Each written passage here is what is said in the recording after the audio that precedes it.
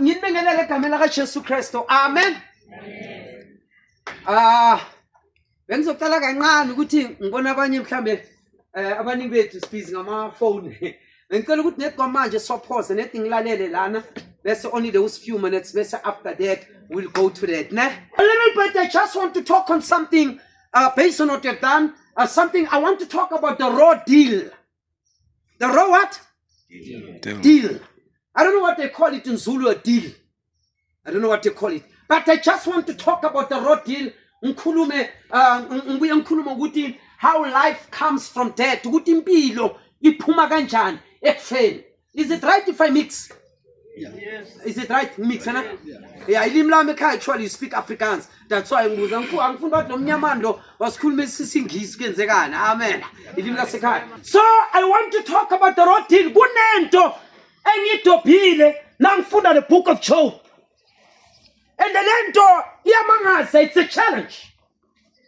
Now, and you study the word, the book of Job chapter 1, you'll discover ukuthi akususathane owatshela uNkulunkulu ngoJob, kepha uJehova owaremind uSathane ngoJob.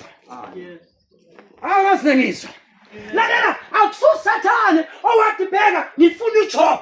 uJehova owafika kuJob wathi uyibonile inceku yami yini na.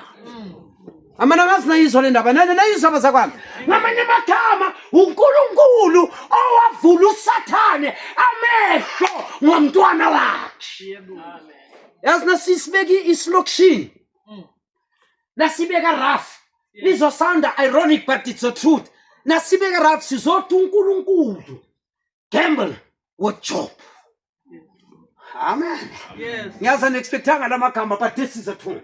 uSathane lithi iBhayibheli he was on the earth walking to and fro, and suddenly when the sons of God, our daughters and the sons bakaNkulunkulu, when they present themselves before uNkulunkulu, lithi iBhayibheli uSathane was among them. uNkulunkulu ambuza ukuthi ubuyaphi, wathi ekuzulazuleni komhlaba, where you coming from, wathi from through the earth and so forth, wathi uyibonile inceku yami uJob yini na. So kusho ukuthi uSathane nakalele bekalele khona amehlo wakhe from being unconscious waqale waba conscious. Now the question is one. uNkulunkulu uyakhona ukukutrusta to an extent agembule ngawe yini na.